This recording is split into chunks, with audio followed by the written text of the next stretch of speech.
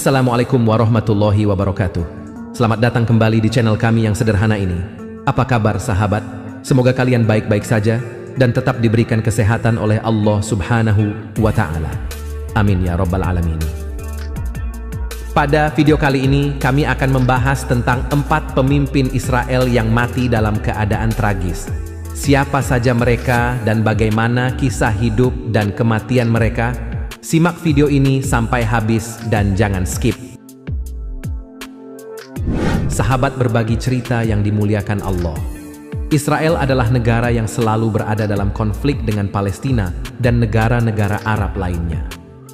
Sejak berdiri pada tahun 1948, Israel telah mengalami beberapa kali perang besar dan telah dipimpin oleh 13 orang Perdana Menteri.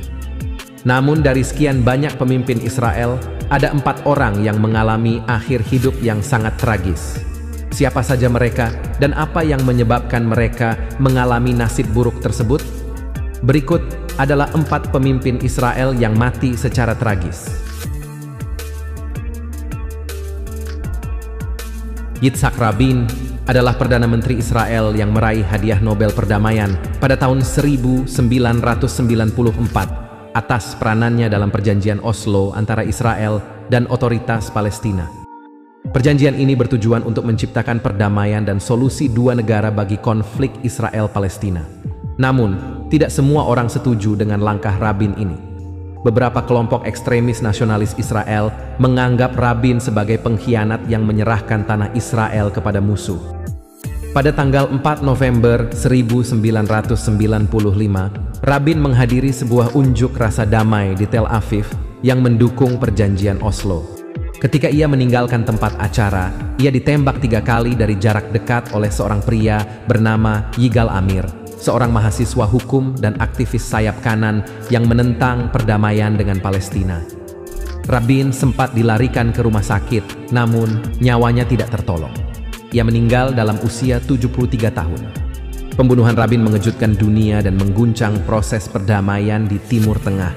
Amir ditangkap dan dijatuhi hukuman seumur hidup. Ia mengaku bahwa ia membunuh Rabin atas perintah Tuhan dan bahwa ia tidak menyesal atas perbuatannya. Pembunuhan Rabin juga menimbulkan kontroversi tentang peran media, politik, dan agama dalam mendorong kekerasan dan kebencian.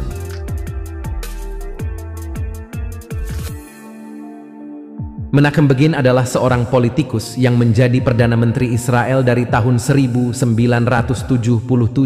hingga 1983. Ia adalah pemimpin pertama dari Partai Likud, sebuah partai sayap kanan yang nasionalis dan konservatif. Ia juga adalah salah satu tokoh yang terlibat dalam perjuangan kemerdekaan Israel dari Inggris pada tahun 1940-an. Ia pernah menjadi pemimpin dari Irgun, sebuah kelompok paramiliter Yahudi yang melakukan serangan-serangan teror terhadap pasukan Inggris dan warga Arab. Pada tahun 1978, Begin bersama dengan Presiden Mesir Anwar Sadat menandatangani perjanjian Camp David, sebuah perjanjian perdamaian yang mengakhiri perang antara Israel dan Mesir. Perjanjian ini juga mengakui hak Palestina untuk memiliki otonomi di tepi barat dan jalur Gaza. Atas prestasinya ini, Begin dan Sadat dianugerahi hadiah Nobel Perdamaian pada tahun 1979. Namun pada tahun 1982, Begin memerintahkan invasi Israel ke Lebanon untuk menghancurkan gerakan perlawanan Palestina yang berbasis di sana. Invasi ini menimbulkan banyak korban jiwa dan kritik internasional. Begin juga mengalami tekanan politik dan kesehatan yang berat. Ia merasa bersalah atas kematian istri dan anaknya yang meninggal sebelumnya. Ia juga depresi karena pembunuhan Sadat pada tahun 1981. Pada tahun 1983, Begin mengundurkan diri dari jabatan Perdana Menteri dan mengasingkan diri dari kehidupan publik. Ia hidup dalam kesendirian dan kesedihan di apartemennya di Yerusalem. Hingga akhirnya pada tahun 1992,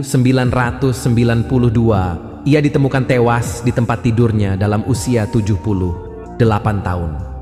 Diduga ia mengakhiri hidupnya dengan bunuh diri dengan menggunakan obat-obatan.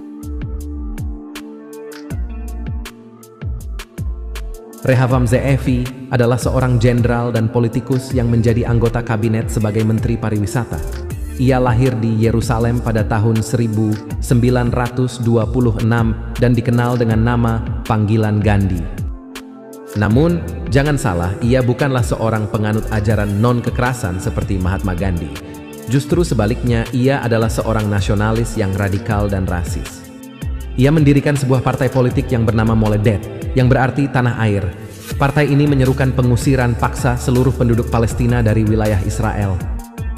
Pada tanggal 17 Oktober tahun 2001, Ze'evi dibunuh di Hotel Hyatt di Yerusalem oleh 4 orang anggota Front Populer untuk Pembebasan Palestina (PFLP), sebuah organisasi gerilya sayap kiri yang berjuang untuk kemerdekaan Palestina.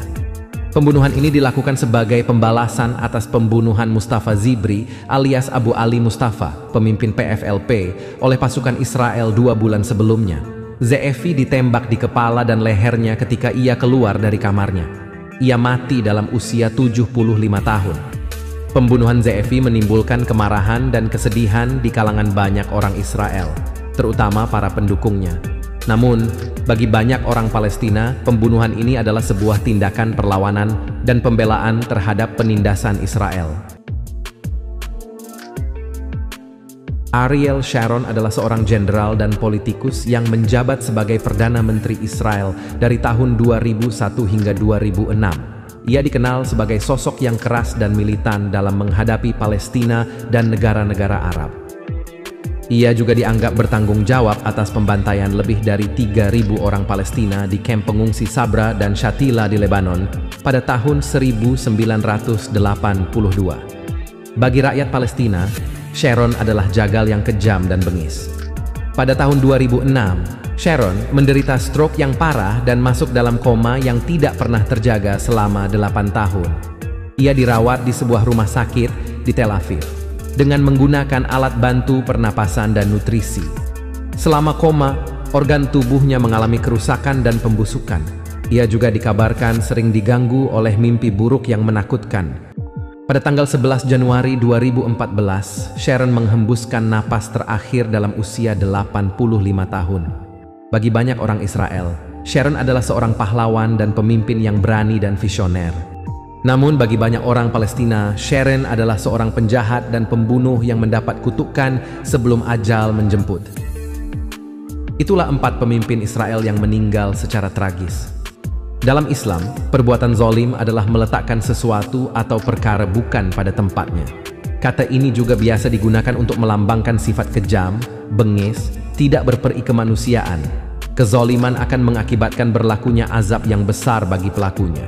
Orang yang berlaku zalim akan mendapatkan laknat berupa dijauhkannya dari kenikmatan-kenikmatan dan rahmat Allah Subhanahu wa Ta'ala, baik di dunia maupun di akhirat. Sekian yang dapat disampaikan, semoga bermanfaat. Atas kekurangan dan kesalahannya mohon kiranya untuk dimaafkan. Yang benar datangnya dari Allah Subhanahu wa Ta'ala. Apabila ada salah, itu datangnya dari saya pribadi sebagai manusia biasa. Sampai berjumpa di video menarik selanjutnya. Wassalamualaikum warahmatullahi wabarakatuh.